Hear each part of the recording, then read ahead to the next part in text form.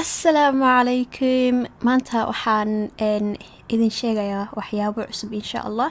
anaga ma noogu cusubo topigan cutubkan anaga ma noogu cusubo, laakiin waxaan dhahaynaa ceeb waay waxaas mala sheegayo. laakiin ma taqaanaa waxaa ceeb ee horta marar badan soomaalideen waxay dhahdaa ceebta ilaahay ha astiro, laakiin ceebta qaar ilaahay wuu astiraa, ceebaha qaarna ma aragtay in la asturo ma banaane, in la kashafaa banaan ceebaha qaar. waxaa ku rajaynaa inaad videogan ilaa dhammaad kaa dhageystay insha allah.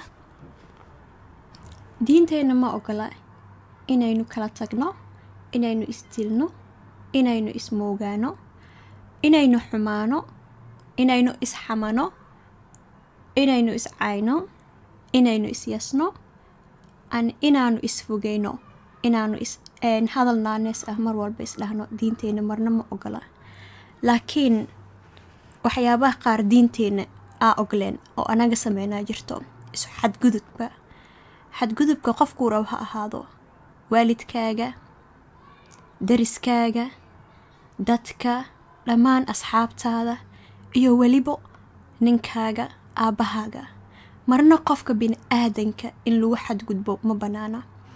qofka biniaadanka wuxuu leeyahay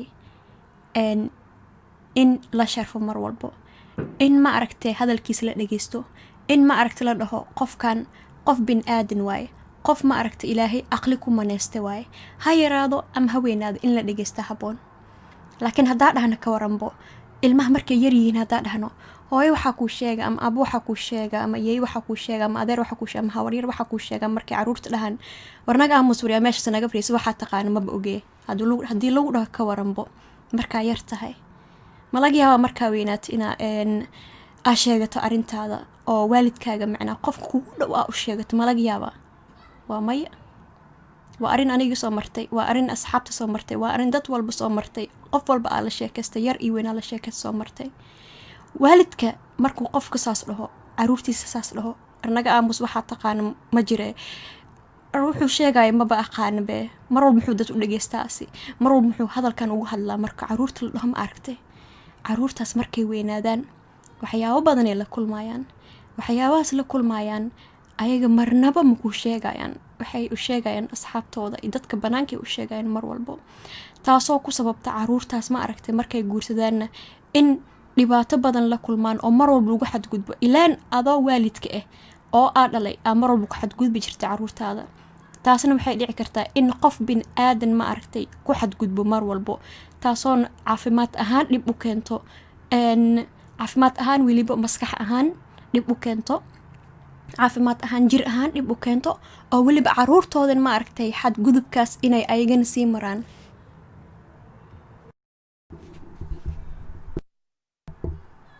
sidaas darteed ayaa sababta in gabdhaheena, wiilasheena, hooyooyinkeena ereyga ceeb waayo lagu aamusiyo. mataqaanaa waxay la kulmayaan? waay adiga lama sheekaysan caruurtaada? ma oga sababta ayay u guursanayaan? ma oga wax walbo. okay, waa qaangartay guurso, waa i dhibtay bax iga guurso, wax walba muu ku awoodo bax marle iga guurso. caruurta waxay isdhahayaan okay, waalidkaaga wuxuu kula jecel yahay waa guur, iska guurso. laakiin caruurtaas laga yaabaa inay waxbarasho rabeen, kow inay nolol heer sare rabeen intaysan guursan, ama inaysanba ogeen sababta loo guursanayobo.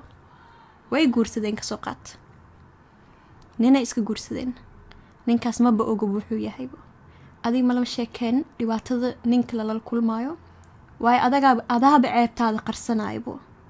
adaaba dhahayo ay ninkan waa idilaa mar walbo, dad ma u sheegayo, ani naagaha dhan saasay kusoo sabreen, anigana waa ku sabraa. laakiin sabarka qaar looma adkeysan karo, sabarka qaar waa qarar. wax walba mugdo ku dhaco, maalin ayay banaanka imaan doonaan, maalin ayaa iftiinka imaan doonaan. caruurtaada waa inaa u sheegtaa dhib walbo guurka kasoo gaarayo, si ay ugu digtoonaadaan, ay siday ugu baxsan lahaayeen, ay siday kugu soo ordi lahaayeen oo mar walba dhibaato kugu sheegan lahaayeen. dhibaatooyin badan aa la kulmaayo jirto oo qof walba ma aragtay rabaan macnaha inay sheegtaan, laakiin ma sheegan karaan.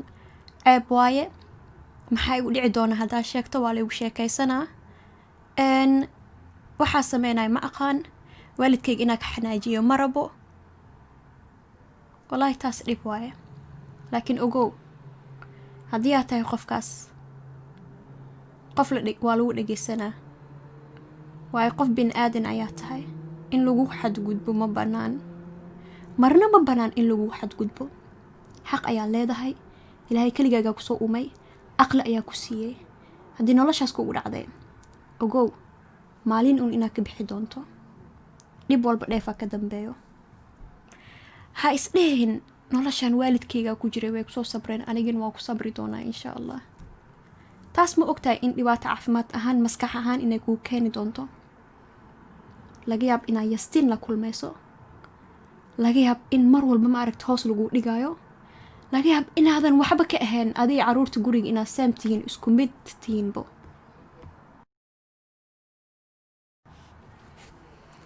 ogow farxadaada adiga ayaa samaysan karo, qof kale ha ka sugin inuu kuu sameeyo marna.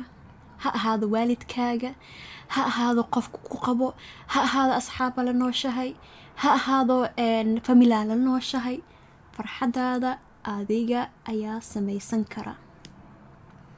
marna ha ka sugin in qof kale ku farxad geliyo. qof kale marna ma ku farxad geliyo. ogow haddii maanta qof kale ku farxad geliyo, farxadaas inay burburi doonto ma ogtahay horta. qofkaas wuu isbedeli karaa maalin uuna. adiga intay ku dambeysaa marka farxadaada? waa may. farxadaada adiga ayay kugu xiran tahay. samayso farxadaada. isku day haddii aad xaas tahay inaad ku mashquusho si aad u farxad gelin lahayd caruurtaada iyo adiga, because maalin uun qof walba isbedeli karaan. qof walba isbedeli karaan. alxamdulilah haddaa haysto guri wanaagsan oo farxad ku dhisan oo caafimaad ku dhisan, congratulation ku leeyahay. waa midka loo baahnaa oo nabigeena noogu dardaarmay. haddii aad tahay gabar, intaadan guursan ka hor ka fikir sababta u guursan lahayd, iyo qofkaa guursan lahayd, iyo xaaladdaa la kulmo lahayd, iyo haddaa dhibaato la kulanto sidee ugu baxsan lahayd. ka fikir mar walbo. ilan shanta faryo isku mid ma ahan. insha allah wax walba kheyr ayaa laga rajeynaa. sida anaga mar walba dhahno, insha allah wax walba kheyr ayay noqon doonaan. laakiin ogow mar walba buug hayso iyo qalin, wax walba kugu dhac ma aragtay ku qor. siday u dhaceen, timekay dhaceen, waqtigay dhaceen, haddii dhaawac lagu gaarsiiyey, sida lagu gaarsiiyey, sawir ka qaad. intaas dhan waxay kuu noqonayaan caddeyn ay kuu noqonayaan. haddaa yurub aad joogto dhibaato badan aa la kulmayso. xadgudubka naaga kaliya maku haboon in lagu xadgudbo, laakiin naaga qaar ayaa jira oo xun oo ninkooda ku xadgudbo. aniga xadgudubka naagaha kaliya lama hadlooyo. hadda waxaa la hadlaa nimanka iyo naagaha isku xadgudbo. xur ayaa u tahay noloshaada inaad adiga farxad geliso, laakiin xur uma tihid in noloshaada lagu xadgudbo oo ama qof kale ku xadgudbo. marna ha u ogolaan in qof kale abuse kugu sameeyo, kugu xadgudbo. ogow in caruurta yar yihiin, adigana ku xadgudbin, waayo xadgudubka lagu soo xadgudbay aa adigana caruurtaada ku xadgudbay.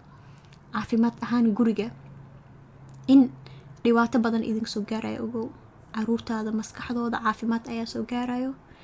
emotionay naqanayaan mar walbo, mu adkeysan karaan wax walbo. nolosha dhibaato badanaa kasoo gaarayo.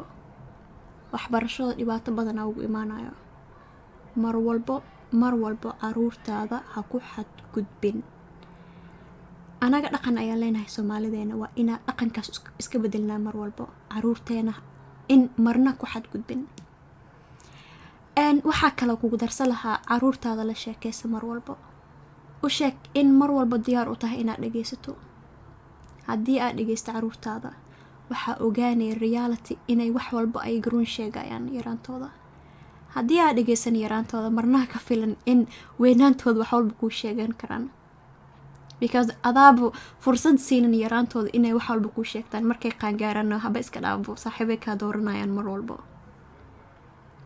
laakiin insha allah mar walba kheyr ayaa rajeynaa.